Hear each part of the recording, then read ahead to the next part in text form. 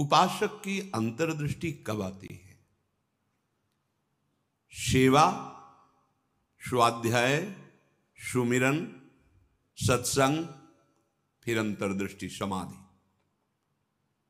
जो सेवा में प्रमादी है, भगवत सेवा, गुरु सेवा, समाज सेवा, वो किसी मार्ग का पथिक नहीं है, किसी मार्ग का पथिक नहीं। बड़े बड़े महापुरुष जो ब्रह्मबोध हो गए या भगवत तत्व में स्थित हो गए, उनको भी इस भगवत स्वरूप समाज की सेवा करनी ही पड़ी। शरीर में जब तक हमारे बल है तब तक हमें समाज स्वरूप, भगवत स्वरूप, गुरु स्वरूप, वो एक ही परमात्मा बैठा है, हमें सेवा में तत्पर रहना है। क्योंकि इस शरीर से बहुत जन्मों में अशुभ कर्म हुए हैं, उनका क्षय सेवा से होता है। प्रगट शरीर से जब हम सेवा करते हैं, इसका प्रभाव मन पर पड़ता है। जो हम क्रियाएं करते हैं उनका प्रभाव मन पर पड़ता है। यदि अशुभ क्रियाएं हैं तो मन गंदा संकल्प करने वाला मलिन होता चला जाएगा। शुभ क्रियाएं हैं तो थोड़ा पवित्र होता जाए। लेकिन आपकी शुभ अशुभ दोनों से परे क्रियाएं भगवत स्वरूप, तो आपका मन भगवत स्वरूप हो जाएगा। तब अंतर्दृष्टि खुलती है, एक एक इंद्रिय परम पावन हो जाती है। ये 7 बातें पूज्य श्री राधा बाबा आदेश कर रहे हैं, अंतर्दृष्टि खोलने के लिए है। साधक प्राणों की बाजी लगा करके भी इनका कभी उल्लंघन न करे तो 4 अनर्थों का अपने आप नाश हो जाता है। आगे वर्णन आएगा। प्रेम ही अंतर्दृष्टि है। प्रेम नेत्र, हरिवंश नेत्र, हिय के नयन निहार, अंतर्दृष्टि, ये एक ही शब्द के बहुत से पर्यायवाची हैं। प्रेम नेत्र कह रहे, प्रेम न बाड़ी नीपजे, प्रेम न हाट बिकाए, राजा परजा जेहि रुचे, शीस दे ले जाए।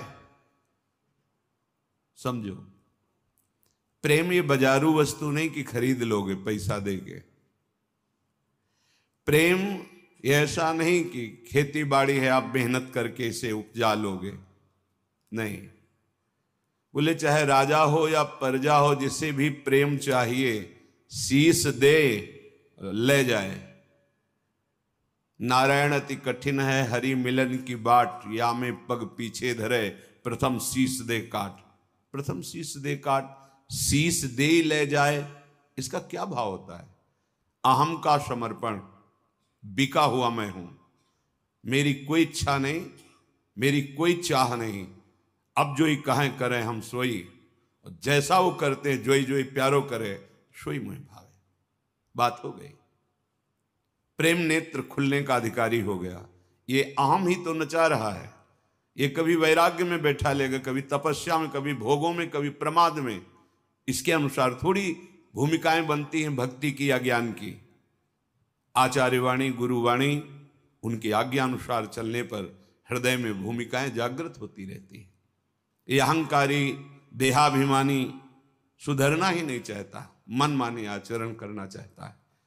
मनमानी आचरणों से ही तो आज तक हम विमुख रहे, सुख से, शांति से, भगवदानंद से। दुख और अशांति, क्लेश और बंधन बार बार यही मन और बुद्धि तो दे रहे हैं। बिल्कुल सत्य बात कह रहा हूं, इसे केवल सुनना ही मत समझ लेना। पूज्य राधा बाबा के वचन, ये 7 आए बिना तुम चाहे प्रेम के प्रवचन कर लो, चाहे सुन लो, प्रेम तुम्हारे हृदय में जागृत नहीं होगा, अंतर्दृष्टि नहीं खुलेगी। श्रीपाद कह रहे अंतर्दृष्टि पश्य वृंदावनस्य, अंतर्दृष्टि से वृंदावन का दर्शन होता है। हमारी देखो बाहर नेत्र तो हैं पर त्रिगुणात्मिका माया के हैं।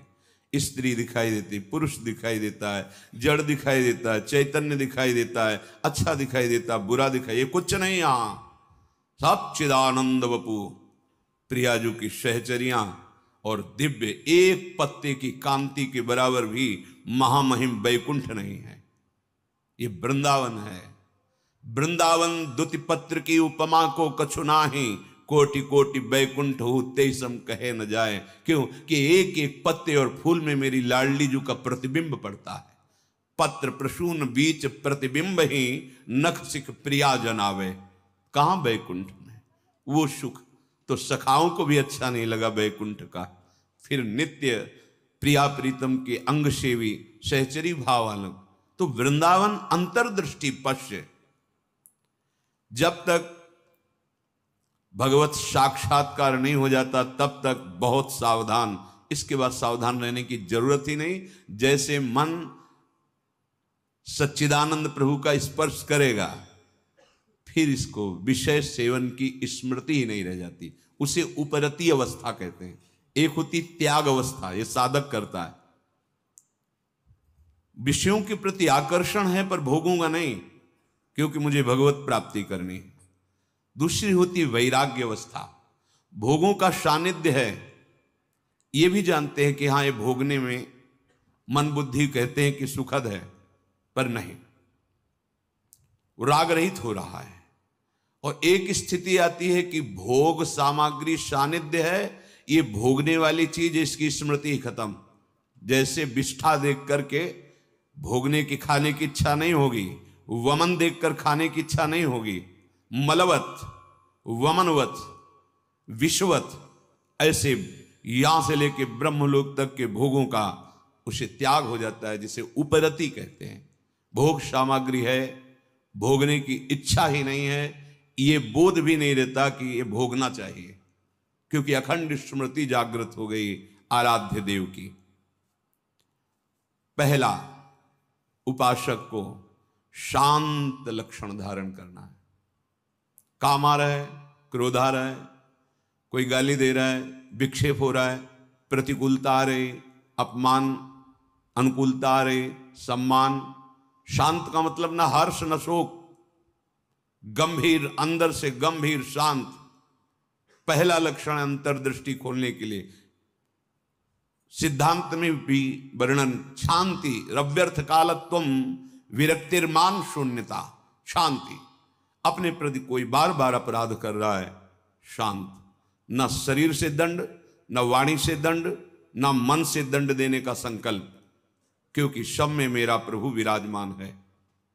बिल्कुल ध्यान से बाबा ने कहा, ये बिल्कुल सत्य सत्य बात कह रहा हूं। प्राणपन से इन सातों बातों का निर्वाह करोगे तो अंतर्दृष्टि खुल जाएगी। प्रेम, यदि आप थोड़ा भी प्रमाद करेंगे तो इनको धारण नहीं कर पाएंगे। पहला ही है शांत, भाव देश में भी पहला है शांत। शांत दास्य शक्य वात्सल्य कांता सहचरी। शांत हमारे भगवान का स्वरूप है, शांताकारम, शांत। समझो, वाणी शांत, मन निसंकल्प, कोई चाह नहीं, स्थिति यहां पहुंचनी। शांत का स्वरूप ये, न शोचते न कांक्षते, समः सर्वेषु भूतेषु मद भक्तिम लभते पराम। मेरी भक्ति का परम लाभ, पराभक्ति का स्वरूप ये। कोई चाह नहीं, कोई चिंता नहीं, कोई भय नहीं, कोई शोक नहीं। ब्रह्मभूता प्रसन्नात्मा, हर समय अखंड प्रसन्नता। देखो भक्त कैसा शांत होता है। परीक्षित जी महाराज गर्भ से ही भगवान के परम प्रिय भक्त हैं। भगवान ने गर्भ में ही रक्षा की। जब ये उत्तरा जी के गर्भ में थे, अश्वस्थामा ने ब्रह्मास्त्र संधान किया। कितनी बुद्धि बिगड़ गई थी। गर्भस्थ शिशु की हत्या सबसे बड़ा पाप होता है। भ्रूण हत्या, गर्भ हत्या, ये बहुत बड़े पापों में आता है। इतना बड़ा विद्वान क्रोध के वशीभूत होकर ब्रह्मास्त्र का संधान कि पांडवों का वंश ही विनाश कर देंगे। उत्तरा ने किसी अन्य का आश्रय नहीं लिया। जैसे द्रौपदी जी से चूक हुई, पतियों का आश्रय, सभा में बैठे हुए महापुरुषों का आश्रय, भुजाओं का आश्रय, दांत का, उत्तरा ने नहीं। जे ही देखा कि जाजुल्यमान ब्रह्मास्त्र गर्भ नष्ट करने के लिए आ रहा है, हाथ उठाया और तुरंत भगवान का हे करुणा निधान गोविंद। पूरा शब्द नहीं हुआ, भगवान गर्भ में ही प्रकाशित हो गए, आसपास गर्भ की रक्षा कर रहे हैं। परीक्षित जी गर्भ से ही भगवान के भक्त हैं। अधर्म का धन कोई भी हो बुद्धि भ्रष्ट कर देता है, बहुत इससे बचा जाता है। आप इससे समझिए अधर्म के धर्म का कितना प्रभाव होता है। जबरदस्ती बलात् राजाओं को जीत करके वैभव छीनना, यह स्वभाव था जरासंध का। संत वध कराया, सहदेव का तिलक किया, पर उसका वो मुकुट जिसमें बहुत से राजाओं की जीती हुई रत्न मणियां हीरे आदि थे, वो मिला के सबसे 20,000 तो कैद किए था। जैसे पशुओं की बलि देना हो, ऐसे वो बलि देने के लिए 20,000 राजाओं को। वही मुकुट एक दिन परीक्षित जी अपने मस्तक पर धारण किए। धारण करते ही शिकार खेलने का मन हुआ, चल पड़े शिकार। इतनी प्यास असह्य हो गई कि ऋषि आश्रम में गए। वो समाधिस्थ थे,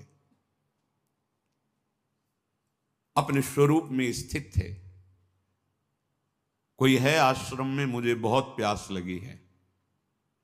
वहां तो समस्त इंद्रियां, मन बुद्धि सब चेष्टा रहित है, भगवत स्वरूप में एकदम डूबे हुए, बाहर से शांत, कोई चेष्टाएं न सुना रही न दिखा रही, कोई इंद्री काम नहीं करेगी, क्योंकि सौम्य अवस्था को प्राप्त समाधिस्थ महापुरुष।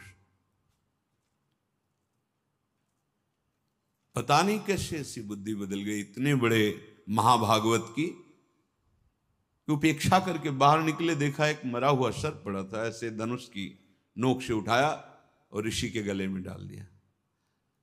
महत अपराध है। साधु का उपहास या इस तरह की चेष्टाएं, उनको इसका भी पता नहीं चला, तो शांत अपने स्वरूप में स्थित हैं। कुछ ब्रह्म ऋषि कुमार देखे कि राजा परीक्षित अंदर गए थे, बाहर गए तो कोई बात थी क्या, वहां गए तो देखा समाधिस्थ थे, उनके गले में मरा हुआ सर्प। तो ऋषि कुमार दौड़ते हुए श्रृंगी ऋषि जहां स्नान कर रहे थे वहां गए और कहा, राजा परीक्षित ने बड़ा उपहास किया आपके पिताश्री का, एक मरा हुआ सर्प गले में डाल दिया। इतनी बड़ी सामर्थ्य कैसे कि समाधिस्थ मेरे पिता का अपमान। तो क्या उन्होंने समझ लिया कि राजाओं के पास ही बल होता है, ब्रह्म ऋषियों के पास बल नहीं होता? नौ किशोर अवस्था है श्रृंगी ऋषि की, उसी जल से आचमन किया और कहा आज मैं दिखाता हूं कि ब्रह्म ऋषियों का बल क्या होता है। इसने मरा हुआ सर्प मेरे पिता के गले में डालकर एक ब्रह्म ऋषि का अपमान किया। मैं शाप देता हूं, आज के 7वें दिन तक्षक सर्प इसे डसेगा और कोई त्रिभुवन में नहीं बचा पाएगा। ऐसा ही हुआ और दौड़ करके आए और पिता के गले में लग गए। जब वो बहुत देर लिपट के रोए से तो धीरे धीरे वृत्ति बाहर आई। क्या हुआ, क्यों रो रहे हो? उनका ये परीक्षित आए हुए थे और आपके गले में मरा हुआ सर्प डाला, आपका अपमान किया। नहीं नहीं, देखो इसमें क्या अपमान होता है? गलती तो हमसे हुई, राजा भगवान का स्वरूप होता है। वो आए थे आश्रम में, अर्घपाद आदि देते, उनको जल पिलाते, उनकी सेवा करते, वो हमारे संपूर्ण प्रजा का शासन करते हैं, सेवा करते हैं, रक्षा करते हैं। हमसे गलती हो गई, रोना नहीं चाहिए। तब किसी ऋषि कुमार ने कहा ये रोए ही नहीं है, इन्होंने शाप भी दे दिया है। नहीं नहीं, निरपराध राजा को शाप कैसे दे दिया? क्या शाप? 7 दिन में तक्षक काटे। गजब कर दिया तुमने। अरे हमसे पूछ तो लेते। अब ये ब्रह्म वाक्य हैं, इतने बड़े ब्रह्म ऋषि वो भी नहीं काट सकते। अपने शिष्यों को भेजा जाओ और परीक्षित को सूचना दे दो, कोई उपाय कर लो अपने परम कल्याण का। 7 दिन में तक्षक सर्प आएगा और डसेगा। जे ही जाके वहां परीक्षित ने मुकुट उतार के ये क्या मेरे से, ये क्या हो गया? मुझे दंड मिलना चाहिए। बहुत पश्चाताप करें, ऐसा उपहास कैसे कर दिया, ऐसा अपराध कैसे कर दिया। इतने में वो शिष्य पहुंचे और कहा महाराज आपने जो गले में सर्प डाला, बालक होने के कारण श्रृंगी ऋषि ने आपको शाप दे दिया है। निश्चित आपको 7वें दिन महाभयंकर विषधारी तक्षक आएगा और डसेगा, आपको कोई नहीं बचा सकता। आप उपाय कर लीजिए भगवत प्राप्ति का। बहुत हृदय शीतल हुआ। वर्णन है एकदम हृदय में शीतलता हुई, प्रायश्चित हो गया। तत्काल सर्वस्व का त्याग, सम्राट पद पर जन्मेजय का तिलक और गंगा के किनारे का। 7 दिन तक भगवान सुखदेव जी के द्वारा गाई हुई भगवत चर्चा श्रवण की और बीच में प्रार्थना की थी कि भगवान आप चिंता मत कीजिए, ये भूख और प्यास मुझे अब परास्त नहीं कर सकती। जिस प्यास से पीड़ित होकर के हमने गले में सर्प डाला था, आज उसी प्यास को मैं पराजित कर रहा हूं आपके श्रीमुख से सुने हुए भगवत वचन। विचार करो, इतने बड़ा श्राप सुनने के बाद उनके हृदय में कोई शोक नहीं, शांत हृदय। 7 दिन कुछ खा पी नहीं रहे, शांत हृदय। भक्त का हृदय शांत होता है। उनके गले में सर्प डाला हुआ शांत नहीं हुए, कोई बात नहीं। अगर हम भगवत दर्शन करना चाहते हैं, महासुख में निमग्न होना चाहते हैं, दुख मिटाना चाहते हैं, तो शांत होना स्वभाव में लाएं। अशांत स्वभाव नहीं। अशांत से कुता सुखम। अशांति अगर हृदय में होगी तो बहुत पाप बन जाएंगे, कड़ुआ बोलोगे, गंदे आचरण बन जाएंगे, हिंसा आदि दोष भी उत्पन्न हो सकते हैं। इसलिए पहला अंतर्दृष्टि खोलने के लिए शांत, हमारा भाव भी पहला शांत भाव। ये मार्ग का पथिक भी शांत मार्ग का पथिक है। शांत शब्द को पकड़ो, अशांति अंदर से है दबा लो। नाम जब कर रहे हो ये सब मिट जाएगी। बाहर से तुम्हें पहले शांति लानी, बाहर की क्रियाओं में किसी भी तरह से किसी द्वंद्व में तुम्हें अशांत नहीं होना है। वो तभी हो सकता है जब आप लक्ष्य बना लियो भगवत प्राप्ति, तभी सह सकते हो, कोई बात नहीं। भगवान इसकी बुद्धि में बैठ करके हमारे को सहनशीलता सिखा रहे हैं, इसीलिए निंदा कर रहा है, अपमान कर रहा है, अवहेलना कर रहा है। भगवान के द्वारा प्रेरित है या कोई कर्म हमारा क्षय हो रहा है, शांत। दूसरा है आराध्य देव के भजन के सिवा कोई भी एक क्षण व्यर्थ न जाने पावे। अव्यर्थ कालत्वम, कबहू काल वृथा नहीं जाए। सेवक जी महाराज पकड़ो, अंतर्दृष्टि प्राप्त महापुरुष ही जीवन मुक्त कहा जाता है। पकड़ो, कोई भी क्षण भजन के बिना ना जाए। शरीर से सेवा हो रही और अंदर ही अंदर नाम जब चल रहा है, प्रभु के लीला रस से भरे हुए पद गुनगुना। कितना सहज सरल भगवदानंद प्रदान करने का हमें साधन मिल गया गुरु कृपा से। सेवक शरण सदा रहे, अनत नहीं विश्राम। कै वाणी हरिवंश की, कै हरिवंश ही नाम। या तो नाम मंत्र चल रहा है और या वाणी जी गुनगुना रहे हैं, एक क्षण भी न जाए। देखो, प्रयास करो। गुरु कृपा बल में ऐसी सामर्थ्य है, अहंकार में नहीं। एक क्षण भी भजन के बिना ना जाए, अंतर्दृष्टि तभी खुलेगी।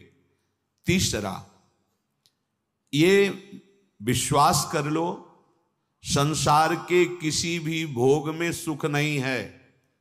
कभी तुम्हें तृप्ति नहीं मिल सकती, क्योंकि है ही नहीं।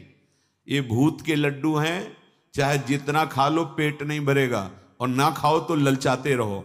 इसलिए तुम्हारा ललचाना ना हो, नाम जप करो। ये विश्वास करो महापुरुषों के वचनों से, भोगों में सुख नहीं है। कितना भोगोगे?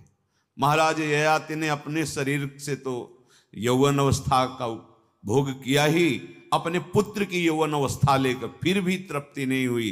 तब उन्होंने कहा, संपूर्ण संसार के ये सब भोग भगवत विमुख व्यक्ति एक को दे दिए जाएं तो भी वो तृप्त नहीं हो सकता, क्योंकि नहीं है। कल किसी ने प्रश्न किया था, ऐसा ऐसा हमने सैकड़ों ऐसा ऐसा सब किया, तो हमने कहा ईमानदारी से बताना, वृंदावन में बैठे हो, क्या तुम्हारी तृप्ति हुई, क्या सुख हुआ? तो चिल्ला के रो के बोला, नहीं, नहीं होगी। विनिश्चितम बदामि तेना अन्यथा वचांसि। गोस्वामी जी के, मैं झूठ नहीं बोल रहा, सत्य कह रहा हूं। हरिम भजन्ति, बिना भजन के तुम्हारे इंद्रियां, तुम्हारा मन, तुम्हारा हृदय शीतल हो ही नहीं सकता, विश्राम पा ही नहीं सकता। ये जलाती रहेंगी कामनाएं, तृष्णा, वासनाएं। इसलिए पहले समझ लो, गुरुजनों के वचन मान लेने से निकल जाओगे।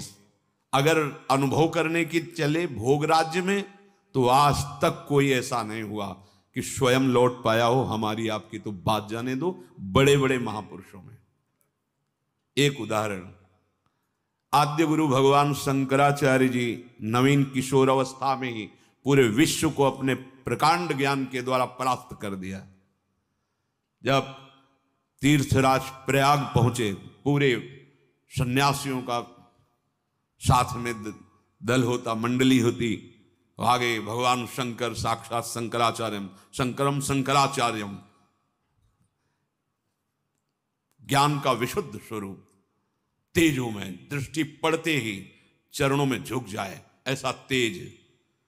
मंडन मिश्र नाम के एक बड़े विद्वान थे। भगवान शंकराचार्य जी ने उनसे कहा, सत्य को स्वीकार करो या तर्क। उन्होंने तर्क स्वीकार किया, पर ज्ञान समुद्र भगवान शंकर से कौन जीत सकता है, परास्त कर दिया। उनकी पत्नी बहुत विवेकवान बुद्धिमान थी, आई और प्रणाम किया और कहा, प्रभु आप संपूर्ण विजय अभी नहीं प्राप्त किए, अर्धांग तो अभी बचा हुआ मैं भी हूं, मेरे प्रश्न का उत्तर दे दो, तब हम दोनों परास्त माने जाएंगे। अभी तो आधे अंग को परास्त किया, आधा मैं हूं। बात सत्य है, बोलो।